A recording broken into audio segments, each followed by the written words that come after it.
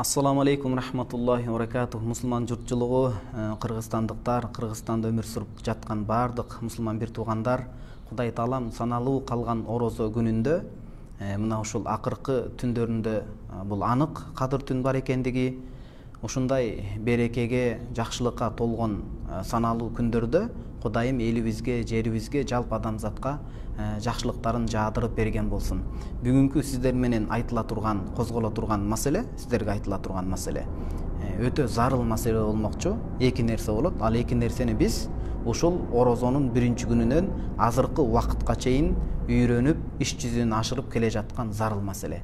Биринчиси ас-сахха, ден соолук маселеси, анан экинчиси ал-фарох, бош убакыт маселеси. Анткени эмне үчүн бул эки нерсе тандалып атат? Орозо учурунда туткан орозобуз, эртең таң эртеден баштап таң заардан кечке чейинки туткан орозобуз эң биринчи кезекте бул Кудайдын буйругу. Кудайым бекем милдет кылып мойнубузга бекиткен. Анан экинчи кезекте, экинчи орунда бул адамдын өзү үчүн гана пайда. Мына акыркы жолу америкалык изилдөөчүлөр мына 15 күн болуп калды. Рамазандын, мусулмандардын туткан орозосу адам баласына, анын ден соолугуна тийгизген пайдасы 100% толук пайда. Эч кандай зыяны жок деп моюндап, бул нерсени аларга канчалык оор келсе дагы ачуу чындык кылып дүйнөгө жарыялап чыгышты.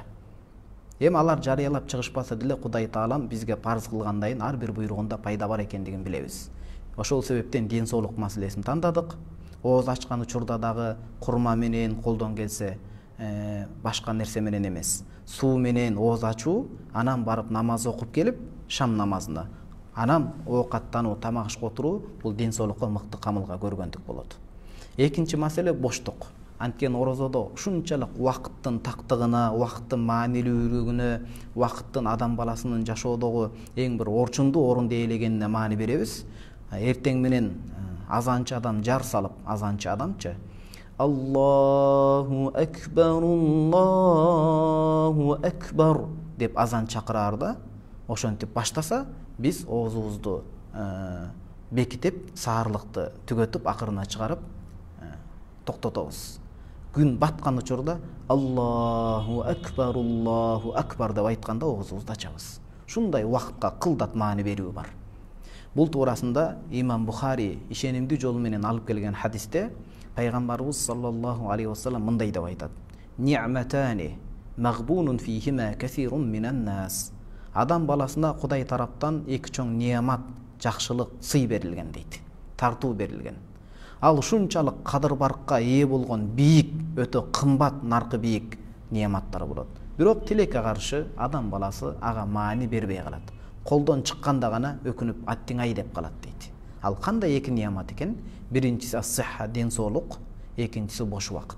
Адам ден соолугу бар кезде, 6 саны аман кезинде, 360 мүчө, жалпы дени карды соо болгон учурда, Кудайым буйрса менин ден соолугум мыкты, кыла турган иш алдыда, азыр ойноп күлүп алайын, ибадат, башка нерсе дагы кылармын деп көр турмуштан чыга албай калат экен да. Албетте ал дагы зарыл нерсе. Экинчи нерсе бул бош убакыт.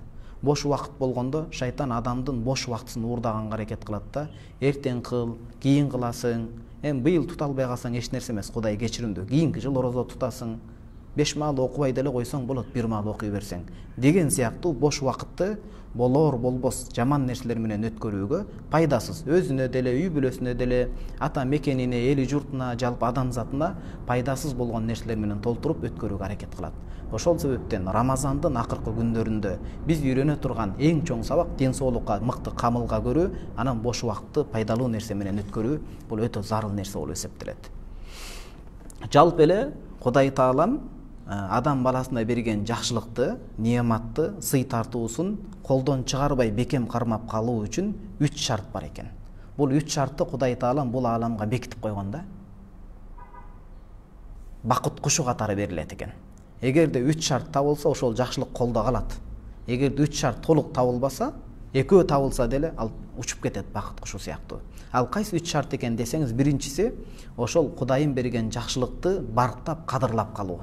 ден соолукту кадырлоо, бош убакытты олжо ганимет деп билип, жакшы иштерге толтуруп өткөрүп алуу. Анткени убактыңыз сиздин өмүрүңүз, убактыңыз сиздин жашооңуз болот. Убактыңыздын бир көзүрмеми кетип атат, демек ошончолук кабырга жакындап, сиз ошончолук өзүңүздү жоготуп атасыз деген сөз. Бул аалам менен коштошуп атасыз деген сөз. Биринчи шарт убакытты ошол ден соолукту барктап, кадырлап калуу. Экинчи шартчы ошол берилген жакшылыктарга шүгүр этүү дейт. Кудай Таалам Кур'ан-ы Каримде ушундай деп улуу вадасында айткан: кимде ким биз берген жакшылыктарга, сый тартууларга, неаматтарга шүгүр келтирсе, анда биз көбөйтүп беребиз дейт.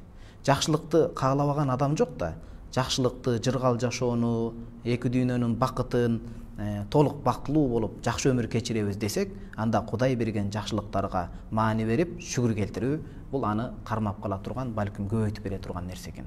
Шүгүр келтирүү деген эмне? Ар бир нерсени өзүнүн орду менен колдонуу. Мына үчүнчү шарт ошондой. Биринчиси барктап кадырлап калуу, экинчиси ал жакшылыктарга шүгүр келтирүү Кудай Таалага. Кудайым сага шүгүр, тобо, мени шүгүрсүз пенделериңен кылба деп наалыбай тургандай болупчу. Кичинекей неамат болсун, чоң неамат болсун. Үчүнчүсү ошол Кудайым берген жакшылыктарды, сый тартууларын ар бирин өзүнүн орду менен колдонуу. Ден соолук чын кезде ден соолугу жок адамдарга көмөктөшүү, ооруп калбоо үчүн жакшы даярдыкты көрүү, бош убакытты адам заты үчүн пайда алып келген нерсеге жумшоо. Адамдын ушундай максаты бийик болуш керек. Жалпы адамзаттын пайдасына, жер бетин гүлдөтө тургандай. Кудай Таалам бизди жер бетине жараткандагы чоң максаттардын бири жер бетин гүлдөтүп, жакшынакай адамдарга пайда алып келүү болот. Албетте мунун баары ыйман, шарият жолунда. Демек ушул 3 шарт табылса гана анда баардык ордунда болот дейт. Анан өзгөчө бул эки жакшылык, ден соолук менен бош убакытта эртең кылам, кийин кылам деген нерсе өтпөйт дейт. Ден соолукта эми бүгүн ооруп атсам мейли өтүп кетет, чыдаймын, кабагым кашым дебейм, эртең дарыланам, бирси күнү дарыланам деп, анан ооруну жашырсаңыз өлүм ашкер болуп калбасын да, ата бабаларыбыз айткандай. Бош убакытта жакшы нерселерге жетишпей, жакшы нерсени кылбастан, эми кийинки жылы деле кылармын, жашмын азыр кичине зарыл нерсени кылып алайын деп, сооптуу, кайырдуу иштерди аркалабай, кийинкиге кечиктире берүү туура эмес. Ата бабаларыбыз бекеринен эртеңки ишке каар жаайт дейт. Жазында кылына турган нерсени жайга, аны күзгө, аны кышка калтырса болбойт деп атат да. Адеп ахлак илиминде тасаввуф деп коет, эң чоң эреже бар. Кудай Таалам ар бир пендеге бирден периште, бирден анан жин шайтанды бекитип берген. Ошо жаман ой жин шайтандан келет, жакшы ой периштеден келет. Периште тараптан жакшы ой келсе, мисалы, мына Рамазандын саналуу күндөрү калды. Көп Куран окуп үйрөнүп кал, баткендеги адамдарга, муктаж адамдарга колдон келсе жардам берип кал, мисалы да, мисалы.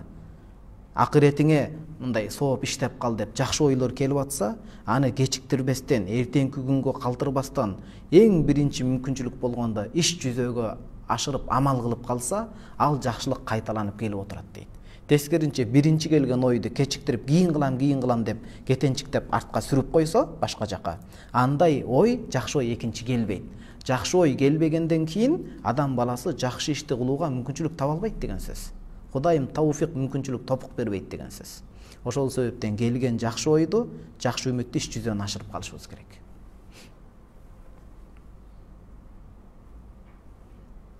Иш жүзүнөн ашырып калышыбыз керек болот. Анан ден соолукка мыкты камылга көрүп, бош убакытты пайдалуу нерсе менен өткөрүү үчүн негизги шарт пайдабал, үйдүн фундаменти деп коелу, күнөөлөрдөн оолак болуш керек болот. Адам күнөөлөрдөн канчалык өзүн оолак тутуп, таза тутса, ошончолук ден соолугу мыкты, ошончолук бош убактысын пайдалуу нерсеге жумшайт. Шайтан адам баласынын ден соолугун күнөө менен жок кылат. Арак иштирет, чылым чектирет, насыбай деги коюңузчу, жаман нерсе менен Кудайым таза берген ден соолукту акбарактай, ал жаман нерсеге толтуруп өзүнө зыян келтирет. Бош убактысын жаман эле нерсе менен, пайдасыз, керексиз нерсе менен өткөрүп коет да, бул дүйнөдө дагы, акыретте дагы эмне кылат? Адам өкүнүчтө өкүт да калат. Кээ бир ислам аалымдар ушундай тарыхта кала турган таамай сөзүн айткан. Мына муну жакшы угуп, колдон келсе жазып алышыңыздар керек болот. Адам баласына бул дүйнөдөн үзүлүп өлгөндөн караганда бош убактысын пайдасыз, керексиз нерсе менен өткөргөнү коркунучтуураак дейт. Адам кайтыш болгондо бул дүйнөдөн үзүлөт, бирок акыретке бет алат экен. Акыретте жашоо бар. Адам бош убактысын пайдасыз нерсе менен өткөрсө, бул дүйнөдөн да үзүлдү, акыретте дагы бир пайдалуу нерсе эмес, мындай эки дүйнөдө өкүнүшкө жете элей турган нерсе дейт да бул. Кудайым сактаган болсун. Ар бир кылына турган күнөөдө жылан, чаян чаккан уу бар дейт. Адам ишенип калбаш керек экен. Эми мен күнөөнү кылсам Кудайым кечиримдүү, эртең ага тообо кылып, истигфар айтып, кечирим сурап жетишип алам дебеш керек экен да. Балким ошол жылан, шайтан, нафси азгырып күнөөгө батканда, ошол анын ар бир күнөөнү кылганда чаян менен жылан чаккандай уусун таратат да, ал ууга дары табылбай калышы мүмкүн экен. Адам тообо кыла албай өлүп кетиш коркунучу бар экен да. Ошол себептен этият болуш керек болот. Мына сөзүбүздүн акырын пайгамбарыбыз саллаллаху алейхи вассаламдын куттуу сөзү, насааты менен аяктайбыз. Бүгүнкү сабагыбызды суроо жооптон алдын. Бул имам Тирмизи алып келген хадисте пайгамбарыбыз саллаллаху алейхи вассалам айтып атат: "Бадиру бил а'мали саб'ан." 7 нерсе башка түшүп, адам кыжаалатчылыкка батып калуудан алдын 7 нерсени кадырлап калгыла дейт. Жакшы амалдарды, сооптуу иштерди аркалап калгыла. Биринчиси, хал тантазирун илля фaqran мунсиян. Байлыктын кадырын билбей, аны сарамжалдап, үнөмдөп, жакшы жолго иштетпестен, оңго солго чачып, тартипсиздик менен кедей болуп калып, өкүнүп, баардык нерсени унуттуруп кое турган кедейликти күтүп атасыңарбы дейт. Байлыктын кадырын билгиле деген сөз болот. Кийин экинчи маселе, аугинан мутгиян. Же болбосо байыйт десе эле, баардык баалуулуктарга көз жумуп туруп, арам оокат менен байып, адамдын көзүн май басып, чектен ашып, текеберчиликке жетелей турган байлыкты күтүп атасыңарбы дейт. Андай байлыктан кембагал жупуну жашоо кечирген жакшы дейт. Ал адамдардын дагы, анан жалпы периштелердин да, Кудайдын да каргышына кала турган адам болот дейт да. Кудай сактасын. Үчүнчүсү, аумарадан муфсидан. Ден соолугу бекем чың кезинде жакшы иштерди кылып калбастан, анан ооруган учурда кокуйлап, аттиңай эмнеге кыла албай калдым деп армандаган арманды күтүп атасыңарбы дейт. Амал кылып калгыла. Ау хараман муфаннидан. Жаштыктын кырчын кездеги жакшылыгын билбестен, жаштыкты жакшы нерсеге иштетпестен, карып, көз чекчейип, бел бекчейип калганда, эч нерсеге кудурети жетпей калганда, аттиң ушул каарылык жандан өттү деп, анда да өкүнүштө калбагыла дейт. Ау маутан мужхизан. Бардык нерсени өчүрүп кое турган өлүмдү күтүп атасыңарбы? Өлүмдөн алдын жакшы амал кылып калгыла. Ау даджал, өзүн Кудаймын деген эң чоң сыноо, кыяматта келчү даджалды күтүп атасыңарбы? Ага чейин жакшы иш кылып калгыла деп айтат. Кыяматка даярдык көргүлө, акыретке даярдык көргүлө дейт. Эми суроо жоопко өтүүдөн алдын азыр мынакей ушул бош убакыт жана ден соолук туурасында чакан ыр чыгардым эле, ошол нерсени окуп, андан кийин суроо жоопко орун берсек. Бисмилла. Ден соолук жана бош убакыт дейт. Убакытты бош кетирбей бекерге, колду тиштеп өкүнүштө калбайлы. Бул күндөрдү ганимет деп кадырлап, сооптуу ишке белди бекем байлайлы. Ыймандан соң эң кымбаты ден соолук. Ооруп калбай алдын ала сактайлы. Туура тамак зыянынан алыстап, наркы бийик бак дөөлөттү бартайлы.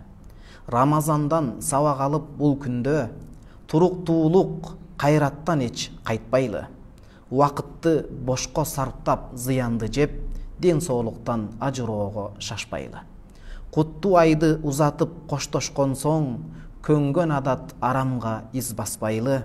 Напсиге ээрчип кулак салып шайтанга, күнөө ишке белчебизден батпайлы.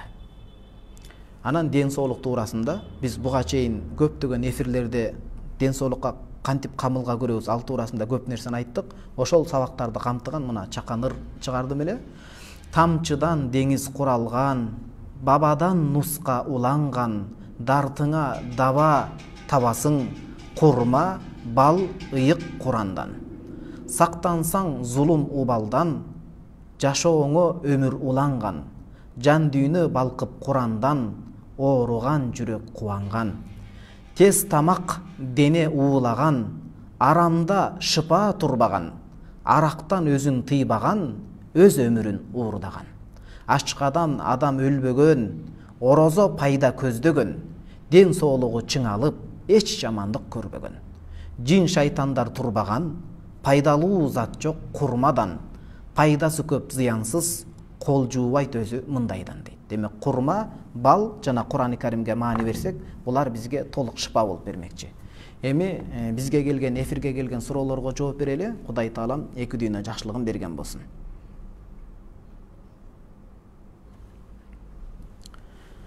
Бисмиллахир-рахманир-рахим. Биринчи суроо мындай экен.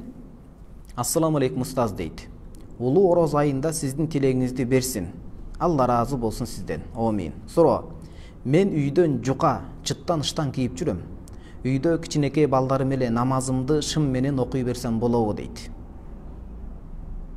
Негизи биз буга чейин багымдаттын сырлары деген сабакта кенен айтканбыз. Кадыр бартуу, абройлуу адамдын астына кандай кийим менен кийинип барсаңыз, ошол жолугушууга татыктуу адеп сактаган болосуз. Мындай урмат көрсөткөн болосуз да. Мисалы өлкөнүн башчысы, ажосу, президенти чакырып калса, сиз кандай кийим менен барасыз? Намаз ааламдардын жаратуучусу Аллах Таалага болгон эң чоң бир жолугушуу, дидарлашуу. Демек, адеп сактаганыңыз жакшы.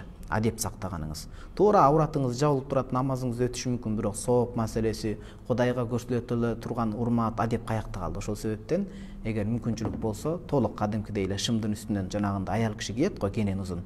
Ошондой сыртка мындай беделдүү адамдын астында уялбай турбаган, уялбай калгандай кийим менен барып окуганыңыз жакшы болот. Мурдагы адамдар ошентип кийимге, намаздан алдыңкы кийимге аябай маани беришкен. Экинчи суроо, базардагы көчөлөрдө халал деп сатып жатышкан тоок этин гриль жесе болобу дейт. Эгерде чындап эле халал болсо, жесеңиз болот. Анан колдон келсе үйдөн жасаганыңыз жакшыраак, бул такыбачылык үчүн.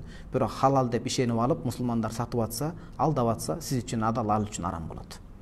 Анан такыбачылык бул башка маселе. Экинчи суроо, ассаламу алейкум устаз дейт. Мен Москва шаарынан жазып жатам. Биз квартирада 5-6 адам болуп намаз окуйбуз. Алар мени имам бол деп имамдык өткөрөт. Мени ойлондурган суроо, эч кимибизде тажвид жок. Мен имам болгонум туура элеби, же ар кимибиз өзүбүзчө окуганыбыз жакшыбы? Тажвидсиз окуган күнөөкөр болот, бирок ошончо жамаат эркек адамдар туруп бөлүнүп окуган андан чоң күнөө болот. Башты бириктирип, ошол тажвидти үйрөнүп, азыр интернет заманы арасында күчтүү устаздарды таап, түздөп үйрөнүп алыш керек. Жок дегенде 10 сүрөнү намазга жарай турган. Анан жамаат менен бирге окуганыңар бул ынтымак үчүн, ырашкерлик үчүн жакшы болот. Жок, биргеликте окуңуздар, анан тажвидти тез арада тууралаңыздар. Үчүнчү суроо, байлык канча өлчөмгө жеткенде зекет берүү милдет болуп калат дейт. Акчалай байлыктын өзүнүн нисоп дейт, өлчөмү бар. Мал, 4 түлүк мал бар го, койдун, уйдун, мисалы жылкы баласы, булардын ар биринин өзүнүн төө баласы, эгер төө болсо, өзүнүн чеги бар. Сиз кайра эфирге жөнөтүңүз, сиз кайсыл нерсени, акчаданбы, кайсындан? Ошонун чегин анан кененирээк айтып беремин.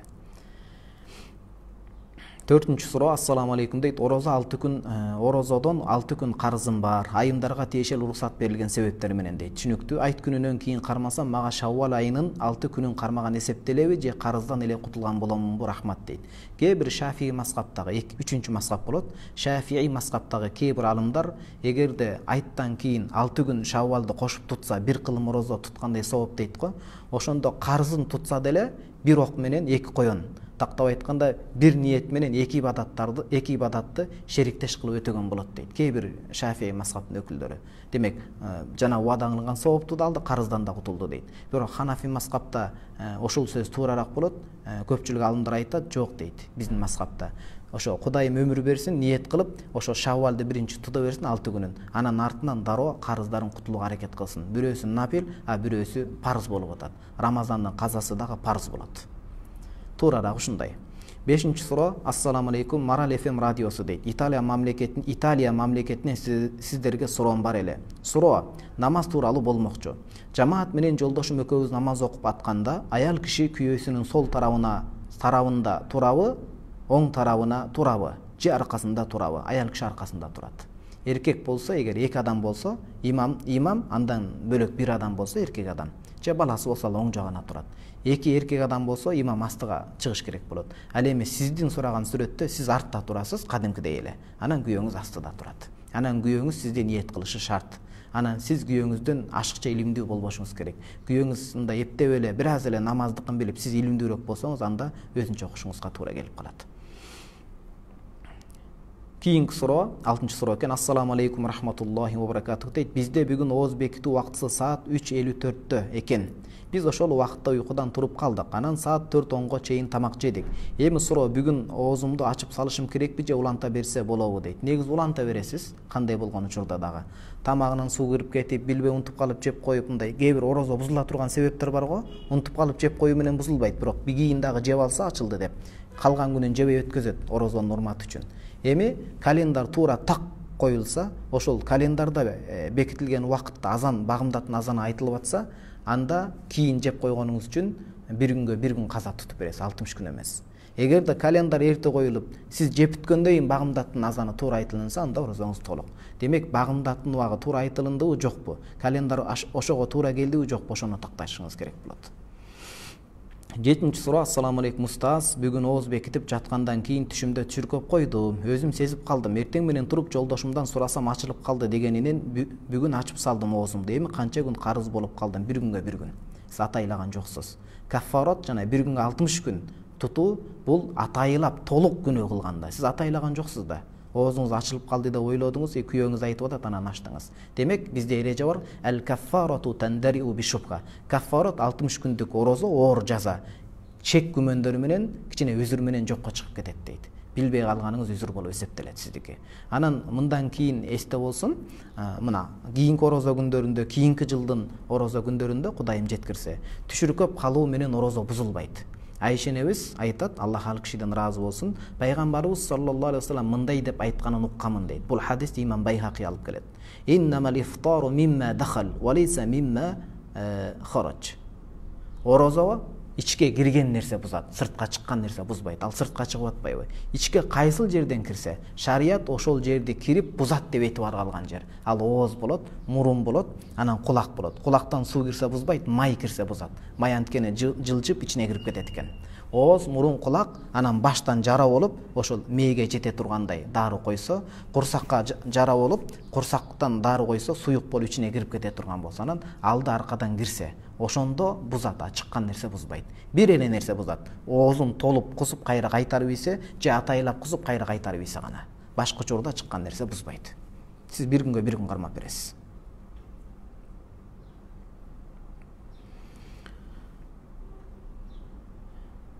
Кийинки суроо. 8-нчи суроо экен. Ассаламу алейкум. Рахматуллахи ва баракатуху дейт. Эки жолу оозумду ачып алгам. Ушунда 120 күн карыз болуп каламбы, жок? Канча себепсиз ооз ачып калсаңыз 60 күн эле болот бизде. Ханафи мазхабта ушундай, канча күн себепсиз оозун ачып салса, бир каффарат жетиштүү 60 күн. Бирок жана каза кеткен күндөрү бир күнгө бир күн кетет. Мисалы сиз себепсиз 5 күн ачып салдыңыз, 5 күнгө бир 60 күндү кармап бересиз, анан ага 5 күндүн казасы кошулат. А башка мазхабтарда жок, ар бирине 60 күндөн кетет. Биздики Кудайга шүгүр, ошондой далилдер менен ушундай өкүм чыккан. Эми бул деген оозуңузду ачып алыңыз деген сөз эмес. Бирөө нафсин азгырылып ачып алса, ошондой биздин шариятыбызда, Ханафи мазхабта өзгөчө ушундай өкүм бар. Биринчи себеби картошкага чыгам деп оозумду жапкан эмесмин дейт. Ал негизи себеп болбойт, ага 60 күн кармалат. Экинчи жолу катуу башым ооруду эле, ошондо оозумду ачып алдым беле дейт. Ушунчалык башыңыз ооруп, ачпасаңыз кыйналып, катуу ооруп кала тургандай болсо, ал күнүңүз үзүр, ал күнгө бир күн. Эми кандай болсо деле сиз жалпы ооз ачканыңызга 60 күн, анан 2 күн карызын кармап бересиз.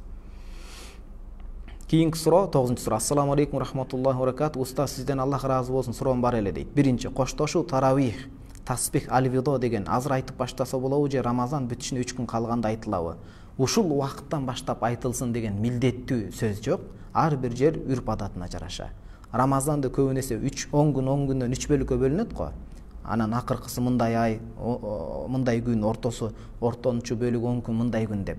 Кээ бир жерлерде үрп адатында ушундай акыркы 10 күнүнөн баштап аль-видо, Рамазан коштошуу деп анан айтып баштайт. Кээ бир жерде 3 күн калганда. Сиз жергиликтүү мечитте, жерде, сиз жашаган жерде канча күндөн баштайт? Ал жердин үрп адатын сыйлап ошол күндөн айта бериңиз. Анан жүрөктөн негизгиси билип турсаңыз болду.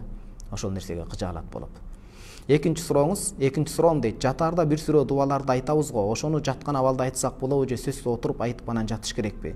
Оңтойлуу болсо, катуу чарчабасаңыз отуруп кыблага карап туруп айткан адепке ылайык көрүнүш болот. Катуу чарчап калсаңыз жатып айтсаңыз болот, бирок Куран аяттары дубалар болгон себептүү мындай кийими жок жалаңач айтканыңыз болбойт. Жок дегенде үстүңүзгө одеял же шейшепти жабынган абалда айтышыңыз керек болот. Ауратыңыз жабылып тургандай болуп. 10-нчу суроо. Саламатсызбы? Админ, мен сизге кайрылайын дегеним дейт. 26 марттан 7 апрелге чейинкисин хайыз деп эсептесем дейт. 11 күн болуп кетип атат. Анткени бизде апрель эмнеден 10 күн болуп атат, Эсептесем 7 апрелден 22 апрелге чейинки кеткен канды оору кан деп эсептейминби? Мен ошондо Рамазанга карыз боломунбу же жокпу? Бизде Тажикстанда дин жетишсиз, ошон үчүн суроомо жооп бере аласызбы? Тажикстан десе дагы коркуп кетпең. Карапайым памирлик кыргыздарданбыз. Мургап районуна караштуу айыл апаларда жашайбыз. Ошого ушул ойду уялуудан мурда сурап билүүгө муктаж болдум дейт. Жок, биз эмнеге коркобуз? Бир туугандарыбыз да. Ал жерде жалпы Тажикстан калкы чек арадагы чыр чатакты чыгарган жок. Ал белгилүү эле, атын атабайм, бирок белгилүү эле адамдардын мындай үчүнчү тараптын сөзүн угуп кылынган нерсе. Карапайым калк күнөөсү жок, ага тиешеси жок. Ар бир эл жаман болбойт, бирок элдин ичинен 5 кол тең эмес адамдар чыгып калышы мүмкүн. Сиз кыжалат болбоңуз. Сурооңуз мындай болот. Этеккир, сиз сурап аткан этеккир. Эң азы 3 күн 3 түн, 3 сутка, көбү 10 күн түнү менен болот. Сиз ошондо эсептеңиз. Сизге келген кан белгилүү адат бар да. Бирок ошол адаттан өтүп 3 күндөн 10 күнгө чейин созулса, андан кийинки кандын бардыгын сиз эмне деп эсептейсиз? Этеккир деп эсептейсиз. Анан экинчи кан келет го. Жана 10 күн менен бүттү. Экинчи кан качан тез келгенде экинчи этеккир келет десе, эки этеккирдин эң азы 15 күн болот. Ошондо 15 күндөн кийин келген кан хайыздын жыты өңү билинип атса, анда ал хайыз дейт, ага чейинки кандар, анда истихаза, оору себептен келген кан, ал сизди орозодон деле, күйөөңүз менен болгон мамиледен, намаздан тыйбайт. Түшүнүктүүбү? Кудайым берекесин берсин.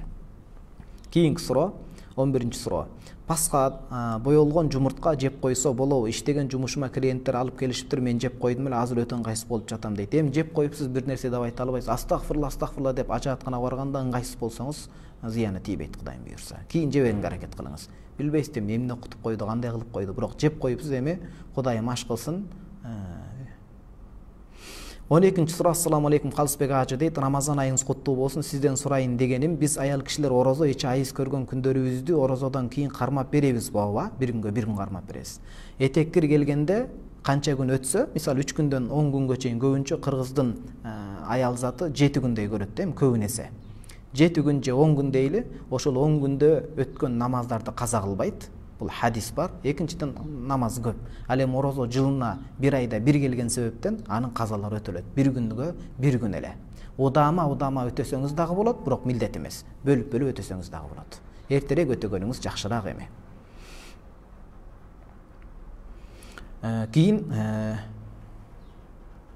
ушуну айтып атат. Убактын кантип билсек болот дейт. Күндөрүбүздү орозодон кармап беребиз, бу убактын кантип билсек болот. Ошол убакты айт өткөргөндөн кийин 6 күн шаввалдыгын тутуп коюңуз, андан кийин дароо тутуп кете бересиз анан. Ооз ачуу, ооз бекитүүнүн дейт. Аны ошол ооз ачуу, ооз бекитүү кандай? Казаныкы. Багымдат намазына чейин ооз бекитип үлгүрүшүңүз керек. Аллаху акбар дегенден баштап токтотосуз. Ал эми кечкисин шам намазы, шам намазынын азан айтылганда оозуңузду ача баштайсыз. Орозо мезгилинде календарга карап ачабызго так маалымат берип коюңузчу, суранам сизден, рахмат дейт. Түшүндүңүз, орозону кал кийинки айга өтпөй калышы мүмкүн, убакыттар жылып кетет. Багымдаттын азаны менен туура айтылынса, шамдын азанына карайсыз. 13-cü суроо, биз жунуп тууралуу сурайлык дедик эле, ооз жабып анан уктаганда жунуп болуп калса кандай кылыш керек? Орозого эч зыянын кедергисин тийгизбейт, туруп жуунуп алыш керек, ошол. Дароо туруп сүлгүн алып дароо жуунуш керек. 14-cü суроо, менин 2 итим бар, акыркы күндөрү кичинекей балдарга асылып, диштеп да алып жатат. Ошолорду кантип жок кылсам болот дейт. Атайын ит баккандар бар, ошолорго тапшырып бериңиз. Эми дароо эле өлтүргөнгө жол койбоңуз да, ал да Кудайдын берген жандыгы да. Ит баккандар болот, атайын ошол жерге бериңиз. Өткөндө алыс талаага таштап койсом, таап келип алышыптыр. Атайын кызматкер уктатып салыш үчүн акча сурайт экен. Акча коротпой эле мешокко салып сууга ыргытып салса болобу? Ансыз деле атайын кызматкер чакырсак деле өлтүрөт жана акча алып кетет дейт. Ит деле Кудайдын жараткан жаныбары, хадистерде келет. Ит деп эле аны жаман мамиле кылбаш керек. Туура, эми коомчулукка зыяны тийип атат башка, бирок ошол чаңкап калган итке бир зинакор сойкуй аял, өмүр бою жакшылык кылбаган сойкуй аял сууап келип берип, ошол себептен, жакшылыгы себептен бейишке кирет. Анткени пайгамбарыбыз саллаллаху алейхи вассалам айтат: "Инна фи кулли ротибин", ар бир жанагындай түрүү кабидин деп келет да, жаны согуп дем алып турган түрүү заттын ар биринде ажрон дейт, сооп бар деп айтат. Эми муну өлтүртпөй, ошол атайын ит карай турган жерлер бар да, мисалы ошолорго тапшырсаңыз ойлойм жакшыраак бе, анан такыр болбосо ал башка маселе анан. 15-cü суроо, ассаламу алейкум дейт. Устаз, зекетти деңиз, бир тууганына берсек болобу? Кандай? Мисалы, бир тууганы балагатка жетип, өзүнчө үй бүлө куруп, анан муктаж болсо берсеңиз болот. Бирок зекетти өз атасына, өз балдарына берсе өтпөй калат. Бирок туугандары үй бүлөдөн бөлүнүп чыгып, катуу муктаж болуп, абалы начар болсо, анда бир жөн анда. 2 сооп берилет ага. 16-суроо, никеси төрөлгөн адам бейишке кире алабы дейт. Кире алат, ал Кудайымдын мээрими чексиз. Ал никесиз адам имамчылыкка да өтсө болот, чоң даражага да жетсе болот. Болгону имамчылыкка өткөнү макруу дегени адамдар аны арам ошондой нерседен келген, зинадан төрөлгөн деп баардыгы билип жийиркенип атса, анда өтпөгөнү жакшыраак. Бирок сайыз убагында эмне нерсе болуп кетпеген, туурабы? Ал нерселер көмүскө да калыш керек, ал адам бейишке кирет. Ата-энесинин күнөөсү үчүн баласы жооп бербейт. Куран дереже бар. Вала тазиру вазирату визр ухро. Бир адамдын күнөөсү үчүн экинчи адам жооп бербейт дейт. Ата-энесинин күнөөсүнө баласы жооп бербейт. Демек, баласы жакшынакай оңолуп, өзүн жакшы иштер менен жетиштирип кетсе болот. Анан кыжаалатка түшүп ойлонуп калбасын, ушундай экем деп. 17-суроо, ассаламу алейкум, намаз окуй, бирок зикир чалып жүрөм, күйөөм экөөбүз магазин иштетебиз, акча керек болсо өзүм эле алып алам, айтпай эле эч нерсе болбойбу дейт. Биринчи маселе, сиз намаз окуңуз. Зикир чалган жакшы, бирок ал кошумча нафил деп коет, ал кошумча бонус катарындагы нерсе. Негизги милдет намаз, намазга келиңиз сиз. Акылдуу адамсыз да. Мына суроо узатып атасыз. Экинчи маселе, анан күйөөңүзгө акчаны айтып койгонуңуз жакшы. Бир экин азын ола калсаңыз ал мейли. Ага уруксат сурап отурулбайт да. 5-10 сом үчүн, бирок чоңураак көлөмдө алып атсаңыз айтып койгонуңуз жакшы, көңүлү кирдеп иренчип калбасын да. 18-суроо, устаз, эртең Бишкектен көлгө чыгабыз дейт. Ошол күн эле кайтып келебиз буюрса, ортодо бир нерсе көтөрүп да иш кылышыбыз керек. Ошондо сапарга канча километрга чыккандан кийин оозду бекитпей эле койсо болот дейт. Биринчи маселе. Сапарга чыгуу 9 учур бар, ошонун бири ооз ачса уруксат боло турган нерсе. Бирок түнкүсүн сапарга чыкса, баягы күн чыккандан кийин, экинчи багымдат казан айтылгандан кийин чыксаңыз, сиз ал учурда ниет кылынат го. Ошол багымдат казан чыкырыла турган же күн чыккандан кийин чыксаңыз, сиз ал учурда сапарга чыгуудан алдын жергиликтүү адам болгонсуз, жергиликтүү адам корозо тутуш милдет болот. Анда оозуңузду ачып койсоңуз, кээ бир алымдар каффарат 60 күн дейт, туурарагы 1 күнгө 1 күн тутуп бересиз. Демек, сапарга кечкисин чыгып кетсеңиз көлгө, анда оозуңузду ачсаңыз болот. Ошо үйдөн чыгып баштаган учурдан баштап. Жашаган жериңизде белги коюлат, ошунча жерден чыкты, Бишкектен чыкты деп, мисалы, Токмокко башка чүйгө киргенден баштап. Ошол учурдан оозуңузду ача бересиз. Эгер кечкисин чыксаңыз, күн чыккандай, ниет важип болуп калгандай, милдет болуп калгандай чыксаңыз, оозуңузду ачпайсыз, эртеңки күнгү сапарды ачсаңыз болот. Бирок сиз бир күндө барып келебиз деп атасыз, түнкүсүн чыкканга аракет кылыңыз, күндүз чыксаңыз орозо кармашыңыз керек. Чыдай албай ачып койсоңуз, туурарагы 1 күнгө 1 күн кармап бересиз. Маселе ушундай.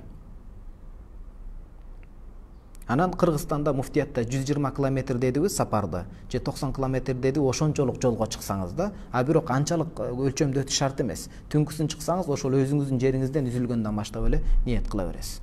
19-суроо, ассаламу алейкум, устаз, тарави намаздын казасы болобу дейт. Жок, казасы болбойт. Казасы болбойт, убагында окуп жетишип калыш керек. Бир гана имамга жетишип калып, анан имамдайын уласаңыз, анда болот анда. Казасы болобу дегенде, жакшылап эметиш керек. Адам анан мечитте окуй албай калса, өзү таң атканга чейин үйдөн окуса мейли. Бирок Рамазан айында окуй албай калып, башка айда окуланбайт бул нерсе. Ал ошол важип болгон витр намазы 5 мал намазга эле тиешелүү өкүм.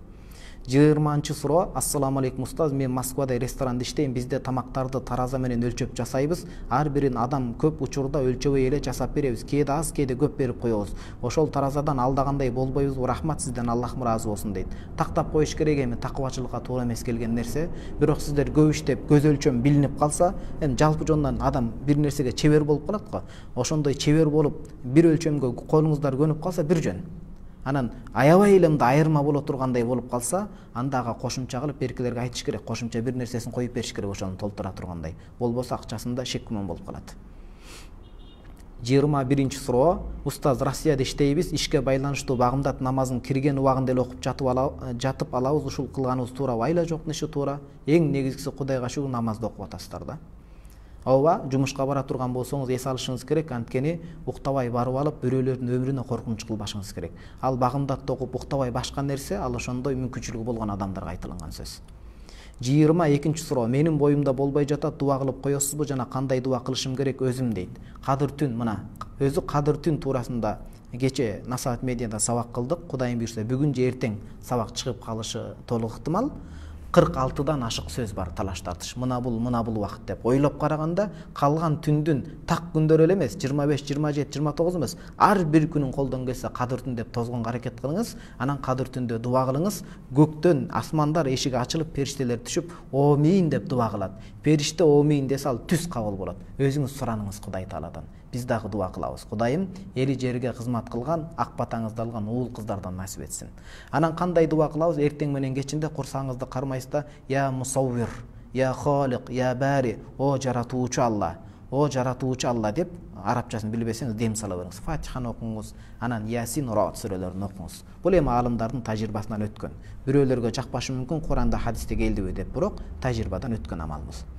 23-сура кайненеси келине тукуму баласы көбөйө электе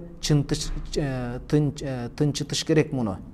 Күйөөң кетирбесе мен кетирем деген сөздөр менен тилдеп кылган кызматына наразы болсо, чогуу жашабай койгонго укугу болобу келиндин дейт. Эми ал талакты бере турган кайненеңиз эмес да күйөөңүз. Ошол себептен балким сиздин бир пейилиңиз жакпай аткандыр.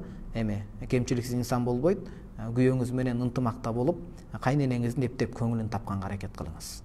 Сиз жибип кичине бир сабыр кыла туруңуз, ажырашканга шашпаңыз. Ажырашуу бул акыркы чечим болсун, аракет кылыңыз.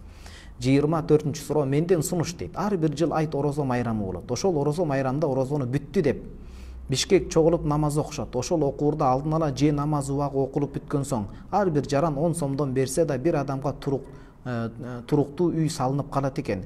Өзүбүздүн Кыргызстанды жакшы өлкө кылып аз болсо да чогултсак өсөбүз. Мени укканыңарга рахмат, чоң дейт. Аллахым ыраазы болсун. Ооба, жакшы пикир, жакшы пикир. Жакшы пикир. Ооба, биздин эл өзү кемеңгер калкта мынакей. Тажы илдетинин COVID-19-дун коронавирус биринчи толкуну каптаганда биз билдик эми. Эл мүддөсүн аткара тургандар эмне кылды, анан карапайым калк эмне кылды? Бул калыс эл күбө да.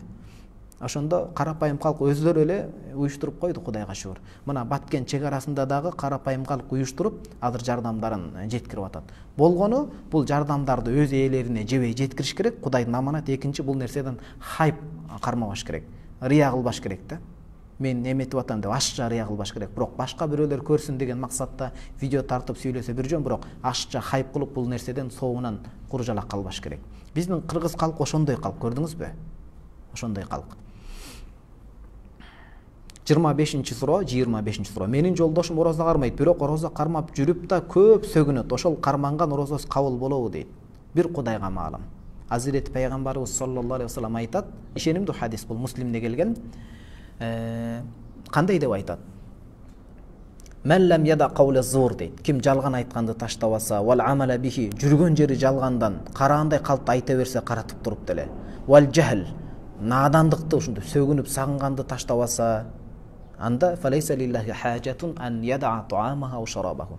Бул тамак аштан, беркинден тыйылгандан пайдасы жок дейт. Орозонун негизги максаты адам тилине ээ болушту үйрөтөт. Парз катары мойнунан кутулушу мүмкүн, бирок ошол туткан үчүн күнөөгө батып калышы толук ыктымал да, соогу жок болуп калат. Өзүн бекер кыйнаган болот. Айтыңыз, ушул сабакты угузуп коюңуз. Сөгүнбөсүн. Ал орозону бирөө үчүн кармабайт, адам өзү үчүн кармайт. Жашоодо ушундай адамдарды жолуктуруп калабыз да, окуган намазын колко кылып милдет кылат, туткан орозосун ар бир адам өзү үчүн. Ошол нерседен башкага зыян келип калбаш керек болот. Түшүнүктүүбү? 26-суроо кадыр түн качан болот дейт. Кадыр түн туурасында 46-дан 46 талаш тартыш сөз бар. Эми жеңилдетип айтканда, көпчүлүк алымдар Рамазандын акыркы 10 күнүндөгү так күндөр 21-23 өтүп кетти. Эми 25, 27, 29. Анан дагы көбүнчө бөлүгү алымдар 27 деп болжолдошкон, бирок бул дагы анык эмес да. Ошол гана түн кадыр түн деп баса белгилей албайбыз. Калган түндүн бардыгын тозуңуз, Кудайым буйрса бирөөсү кадыр түн болот. Кадыр түндүн белгиси бар. Бул хадис Имам Бухари алып келген. Лейлатул кадри лейлатун дейт. Самихатун толиқотун дейт. Кадыр түндүн белгиси, ал түн өтө бир ысык дагы эмес, муздак дагы эмес, салкын, адамдардын көңүлүнө жага турган куунак, салкын түн болот дейт. Ла харрун вала барида. Ысык дагы эмес абасы, мелүүн салкын болот, өтө муздак дагы эмес дейт. Тусбиху шамсуха собихатаха ضعيفة حمراء. Ошол түнү таң атканда өзү күн сары шооласы менен көздү уялтып чыгат го, адам карай албайт, Ошол кадыр түндүн белгиси, ошол аткан таң муставияттан түз чыгат дагы, нуру жок, анан кызыл болуп эле, нуру алсыз болуп, көз караганда уялбай тургандай болуп чыгат дейт. Муну көргөн адам көрөт, баардыгы эле көрө билбейт. Сиз калган түндүн баардыгын кадыр түн деп тозгонго аракет кылыңыз, мүмкүнчүлүгүңүз жетсе. Мүмкүнчүлүгүңүз жетпей жумушта башка болсоңуз, так күндөрүн аракет кылыңыз анда. Бул кыскача айтканым. YouTube'га чыгат, караңыз. Кийинки суроо 27-чи суроо экен. Куранды тезирээк окуу үчүн эмне кылуу керек? Өтө жай окуйм. Бир бетти окуш үчүн 7-10 мүнөт же андан да көп убакыт коротом. Эгер тажвид эрежеси менен окусаңыз зыяны жок. Зыяны жок. Анан тажвидсиз тез окуганга кызыкпаңыз. Тажвид менен окусаңыз, ал тез окуду, эрте окулду деп айтылынбайт. Ошо эрежеге көңүл буруңуз. Анткени бизден мурдагы имамдар, чоң аалымдар, мазхаб башчыбыз имам Абу Ханифа жана башкалар, Аллах ал кишилерден ыраазы болсун, Куранды эки түрдүү бөлүк окуйт эле. Биринчиси кыраату тадаббур дейт, ой жүгүртүп сабак алуу үчүн. Таң атканча бир аятты кайталап өтүшөт эле. Анан экинчиси ошол хатым кылып Куранды баштан аяк окуп чыгуу үчүн. Өтө тез окубаш керек, шашып, мааниси илешпей калат башына. Анан өтө дагы жай эмес, эрежесин үйрөнүп, көп-көптөн эрежеси менен окуй бериңиз, бара-бара көнүп кетесиз. Машинени айда үйрөнгөндө деле башында кол бутуңуз көнбөйт го. Барып бул убакыт менен келе турган нерсе. Токтотпой окуй бериңиз, баардыгы ордуна түшүп калат буюрса. 28-чи суроо. Канча рекет намаз окуганымды билбей калган учурда намазды башынан окуганым жакшыбы, бүтүрүп же каталык саждасын аткарсам жетиштүүбү? Жок. Эң биринчи ирет ушундай ой келип атса, башынан баштайсыз. Анан мындай ой сизге көнүмүш адат болуп көп эле жаңылыша берсеңиз, мунун себеби эркек адам болсоңуз үйдө жалгыз окугандан келет, жамаат менен окуңуз. Эгерде үйдө окуп калсаңыз, ой келе берсе, галибуздон көбүнчө күмөнүңүз кайсыга келип атат? 3-чүбү, 4-чү рекетпи? 3-чү рекеттен баштайсыз. 3-4 экөө бирдей эле болот болсо, башынан баштайсыз. 29-чу суроо. Шаввал 30 күн орозодон кийин канча күн тутулат? Ниеттери кандай болот? 6 күн. Эми канча орозо тутсаңыз боло берет, эгер казаңыз жок болсо. Бирок хадисте келгени 6 күн деп айтылынат. 6 күн удама эң жакшысы тутуп берсе, анда бир кылым орозо туткандай болот дейт. Ниети ошол Шаввал айынын 6 күндүк нафил орозосун тутууга дейсиз. 30-чу суроо. Дааратсыз кармоого Курандын тышы сөзсүз кожа болуш керекпи дейт. Көпчүлүк аалымдарыбыз кожа болсун, анан мушарраз дейт, сыртка бөлүнүп чыга турган болсун. Куранга капталып, чапташып калган болсо, Курандын өкмүн алып калат, болбой калат дейт. Анан жеңи менен башка менен кармаса деле макруh болот. Ал жеңи кийимде турбайбы, өзүнчө бир нерсе болот дейт. Эң жакшы даарат менен кармаганы жакшыраак эми. 31-чи суроо. Ассаламу алейкум. Мен Москвада иштеймин. Ишим посуда жууган жерде дейт. Аракта сатылат, идиштерин да жууймун. Кандай болот? Жооп берип коюңчу. Ушул суроомо Калысбек устаз жооп берип койсунчу, сураныч дейт. Сиз караңыз, Орусияда иштеп жүрүп, аябай мындай имандуу эжесиз да сиз. Сизде адамдар көп болсун. Орусияда иштеп жүрүп, ошол арактын идишин жуугандын өкмүн сурап атасыз, сиз. Өз өлкөсүндө, мусулман өлкөсүндө өмүр кечирип, аракты кылкылдатып чүтүп жүргөндөр канча? Жетим жесирдин акысына кирип, баткен үчүн жардам топтойбуз деп орто жолдон пайдаланып, кыянаттык менен жеткирбегендер канча? Ошолор уялыш керек да, Кудайдын астында. Сиз уялбашыңыз керек болот. Сиз ошону менен оокат таап жүрөсүз, сиздики кечиримдүү. Туура эң жакшысы андай эмес жерден иштегениңиз жакшы. Бирок ковид оорусу келгенде дүйнөлүк статистиканы караганда 83 миллион адам жумуш орду жок болуп, кризиске батып калды. Жакшы жумуш болсо, адал жумуш издегени жакшы, болбосо айла жок, перчатка кийип алып ошо менен жууп коесуз да, анан ыргытасыз, денеңизге спирт чугуп калбаш керек. Сизден чоң жанагы айткан ишти кылгандар уялыш керек да. Кудайым өмүрүңүзгө, жашооңузга береке берсин сизге. 32-чи суроо. Устаз, жума намазга намаз окуп үйрөнө электе деле барса болобу же үйрөнүп анан барыш керекпи? Үйрөнгүчө ким кепилдик берет, Ошон үчүн бара бериңиз. Барып үйрөнүп кетесиз да. Акырын сыр бербей барасыз дагы, ниет кыласыз, анан адамдар эмне кылып атат, ошону туурай бересиз башында. Анан үйрөнгөнгө аракет кылыңыз. 33-чү суроо. Ассаламу алейкум. Оросоңуз кабыл болсун. Устаз, аял кишиге саждага барганда чыканагы жерге тийип туруш керек болобу? Аял кишини эркектен айырмаланып, аял киши шариятта айтылат, ошол мындай авратын жабык боло тургандай таризде окуш керек болот. Мен Куран окуу курсунда окуйм, онлайн, даараты жок окуса болобу дейт. Даарат алып койгонуңуз жакшы. Анткени телефондон Куран онлайн караганда деле, телефондон окуп атсаңыз Курандан эмес, Куранга болгон урмат даарат алышыңыз керек. Эгерде Куран жатка болуп ооз-эки окуп бере турган болсоңуз даарат шарт эмес, бирок алганыңыз адепке ылайык. Куран кармай турган болсоңуз онлайн, анда шарт. 34-нчү суроо. Курт бир аз жеп кеткен финик адал болуп саналабы дейт. Финик боюнча сонун сабактарды чыгардык, 100дөн ашык түрү бар. Эми колдон келсе таза финик жегенге аракет кылыңыз. Анан ошол эле калып калса, курттарын тазалап салып, соо алган жерин жесеңиз мейли эми. Финик ушунчалык пайдага мол экен да. 35-нчү суроо. Ассаламу алейкум устаз дейт.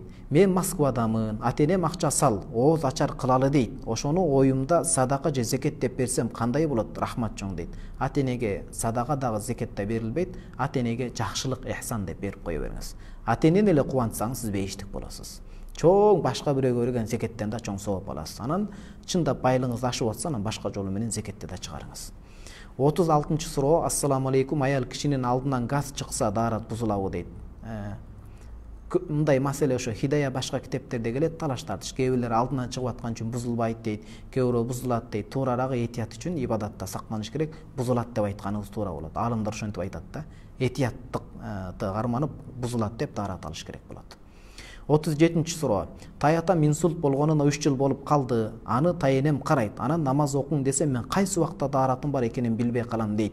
Себеби ордунда эле заара ушатат таятам. Анан чачырайт дейт. Ошого менин таятамды караганым өзү чоң сооп деп коет. Кантип намаз окуп жатканга окутканга көндүрсөк болот? Айтыңыз, ислам ушундай жеңилдик берген, сиз кыжаалат болбоңуз. Ошо таятамды алмаштырганда бир сыртынан халат жакшы алып берип коюңуздар. Ошону иштетсин да, анан сиздер ошону белек кылышыңыздар керек. Анан намаз окуга келгенде татынакай даарат алып, мына бул кийим деп тияка таштап коет, чекмемденбейт, анан намаз окуйт. Намаз бактылуулук деңиз. Туура, таятаңызды караган чоң иш. Анан намаз бул Кудайдын сүйүктүү иши да, жүрөгү бакытка толот. Ушу сөздү угузуңуз, Кийин ислам жөнүндө кабар аз, анан ал жөнүндө түшүнүк берсек, чаламолдо дин бузар боло бербегиле дейт. Жакшы сунушуңузду айтып койсоңуз, мына чын молдо сүйлөп атыптыр деп көрсөтүп коюңуз. 38-нчы суроо. Ассаламу алейкум, кыздарым Россияда садикке барышат. Жеген тамактарында аябай кычаалат боломун. Малдын этини дешет, адал эмес. Бизге кандай совет бересиз? Жолдошум Россиядан кеткиси келбейт дейт. Эми мусулман садиктер болсо керек, ошого берген аракет кылыңыз. Мен өткөндө ошентип суроо келди эле, Россияда хиджаб уруксат бербейт, дегенде мындай деп. Кийин жазып чыгышыптыр комментарий башкада. Жекеге дагы жок, устаз ошондой бере турган жерлер бар деп. Ошондой издесеңиз, жакын жерден чыгып калса ажап эмес. Ал жерде мусулман туугандар бар го. Ошол тамакка маани бериш керек. 39-нчы суроо. Ассаламу алейкум, жолдошум ооз ачардан алдында Куранды зикир дуан өзүнчө бөлүнүп окуйт. Мени өзүнчө оку дейт. Аял киши бөлөк окуйбу дейт. Аял менен эркек адам, эми ал бөлөк оку дегени мен кичине сиз баягы ыйлап дуа кылгысы келип, сизден намыстанып аткан кербез окшойт да. Эркек адам намысчыл болот да, ыйлаганын көрсөткүсү келбейт. Анан аялын көзүнчө ыйлап отурса жакшы көрүнүш эмес. Анан ошон үчүн окшойт. Антпесе жок, аял менен эркек бөлөк эмес, бирге отуруш керек. Үй бүлөлүү адам бирге намаз окуса, эгер окуп калса үйдө, бирге дуа кылса, үй бүлөгө бакыт кушу конот, ынтымак бекемделет. 40-нчы суроо. Ассаламу алейкум, менин бутук колдорум ооруйт, намаздарга даараттын ордуна таяммум алсам болобу дейт. Эгерде чындап суу, жылуу сууда зыянын тийгизип атса, таяммум алсаңыз болот. Гусул алсам да ооруп калам, ага да таяммум алсам болобу? Чоң рахмат, Алла разы болсун дейт. Карап көрүңүз, жанагындай гусул важип болуп калганда, мындай нажасат жерлер болуп калат, аны сөзсүз жуушуңуз керек, калганына таяммум аласыз анан. 41-нчи суроо. Ассаламу алейкум, мен баламды ооруканага жаткыраарда Кудай өткөрөм деп койдум эле. Азыр чыгып үйдө баары жакшы. Ошол Кудайды айт менен чогуу өткөрсөм болобу? Жооп берип коюңузчу дейт. Баткен элине жардам катары жөнөтсөңүз, мен ойлойм, менин оюм эң жакшы деп. Ошонун ичинен мектепке, анткени мындай адамда акыл эс болуш керек да, канчалык согуш болсо да мектепке андай жерлерди өрттөбөш керек болчу. Азирет пайгамбарыбыз саллаллаху алейхи вассалам айтат, сырттан душман жоо бастырып келсе дагы, же аларды кайтарып, мизин кайтаруу үчүн согушка чыксаңар дагы, жаш балдарды, аялдарды, каарыган чалдарды, эгер алар согушка жардам бербесе, анан ибадат кылып жүргөн дин өкүлдөрүнө кол тийгизбегиле деп айтат. Ошо мектепке салым кошсоңуз жакшыбы дейм да. Кудай өткөрөм деп атасыз, ошол мектеп бул билим чырагы. Биз Кыргызстанда мектепке аябай маани беришибиз керек. Же болбосо мектепке бара тургандардын ошо шаймандарын сатып алып берсеңиз, мен ойлойм, аябай көп сооп аласыз го деп. Анан жакын туугандарыңызга өткөзсөңүз деле мейли. Алар муктаж болсо. 42-нчи суроо. Ичинде жин бар адамдын белгилери кандай болот дейт. Өзү жин кирет деген талаш маселе. Көпчүлүк алымдар жин кирбейт дейт. Бул сиздерге таң калыштуу болот, кантип деп. интернетте көрүп атабыз го, дигинтип атат, мынтип атат. Ал психологический оору болуп калат. Дин сырттан туруп деле таасирин тийгизет. Гипноздор сырттан туруп деле көзүн боемолоп коюп атпайбы, ошондой. Көпчүлүк алымдар жин кирбейт дегени валакад каррамна бани адам. Куранда Кудайым айтат, адам баласыны эң сыйлуу кылып жараттык. Эгер жин кирип кетсе, ал сыйлуу болбой калып атпайбы дейт. Акыл эси жок болуп калат да. Ошол себептен көпчүлүк алымдар кирбейт, ал сырттан гана жин илешет дейт. Кыргызда деле бар, албашты басат, илешет дейт. Сырттан туруп ошол туура эмес жерди басып койсо, таза жүрбөсө, туалеттин ичине, ажаатканаларга дуба айтып кирбесе, жин илешип калат, сырттан таасирин тийгизет. Аларда күч бар да, магниттик. Анан кээ бирлери кирет дейт, анан жин киргенден белгиси ошол көзү кызарып эле, ойноктоп эле, ашыкча туура эмес жорук жосумдарды кылып калат да. Эми дем салдырыш керек болот. Мага албашта ар кимдин туугандарым образында келе берет, кыйкырам, кыйналам, эмне болушу мүмкүн, эмне кылышым керек дейт. Сиз жин кирип кетти деп жаман ойдо болбоңуз. Кудайым кудуреттүү деп Кудайдан күдөр өзбөй намаз окуп, дем сала бериңиз, бардыгы жакшы болот, Кудайым буйрса. Албашты келсе өзүн коркутуп коюңуз да, Куран аят окуп кыжалат болбоңуз. Анан Куранды окуп үйрөнүңүз, өзүңүз көзүңүз дем салыңыз. Бирөөнүн дем салганы бирөөнүн колу менен буламык жегендей эле кеп. Өзүңүзгө өзүңүз дем салганыңыз жакшы. Таза жүрүңүз. Дуаларга бекем болуңуз, кийимиңизди чечип атканда, ажаатканага кирип атканда, түшүнүктүүбү? Дарат менен жүрүңүз анан коркпоңуз.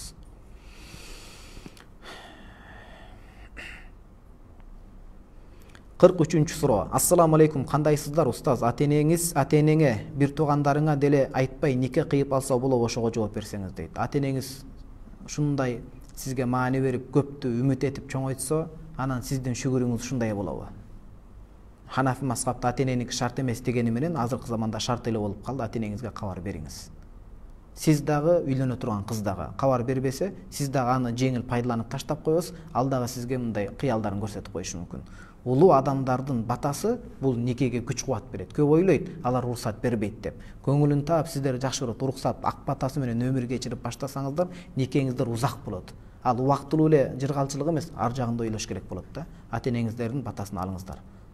Туура эмес болуп калат, капа болуп калат. Элестетсеңиз, эртең сиз ата болосуз. Шунчалык үмүт тилектерди үмүт этип чоңойтсоңуз, сизге айтпай үйлөнүп атса, ал кандай эми? Кыйын болот да. 43-чү суроо. Ассаламу алейкум, кандайсыз? 44-чү суроо экен. Саламатсызбы дейт. Бир нерсе сурайын дедим эле. Фитир садаганын акчасын курсактагы балага да берилеби? Талаш тартышмас эле, берип койгон жакшыраак болот. Берип койгон жакшыраак болот. Эми ошол төрөлүп калса аман эсен болот деген сөз да. Эгер мүмкүнчүлүк болсо. 45-чү суроо. Ассаламу алейкум устаз, акчанын акысын кандай беребиз? Муфтияттын сайтынан карайбыз. Баланча миңге сомго жеткенде чыгарылат дейт. Ошончо суммада жетсе акчаңыз, ошонун 40тан бирин, то есть тактап айтканда 2,5% чыгарып бересиз. Ошол өлчөмдөн. 46-чы суроо. Орозо учурунда астыга свеча салсам болобу дейт. Свеча кандай эмне экенин мен толук элестете албадым, бирок жалпы жонунан аял киши, эркек киши айтор, алдынан же арка жагынан киргизсе, суу же май киргизилет да, ошол учурда орозосу бузулуп калат. Орозосу бузулуп калат.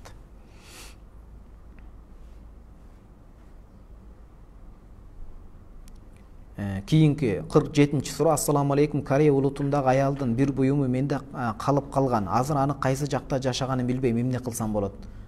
Соц тармактар аркылуу издеп тапканга аракет кылыңыз. Такыр таба албай турган болсоңуз, муктаж бирөөгө берип, ошол аялдын атынан садака кылып коюңуз. Ал адам да.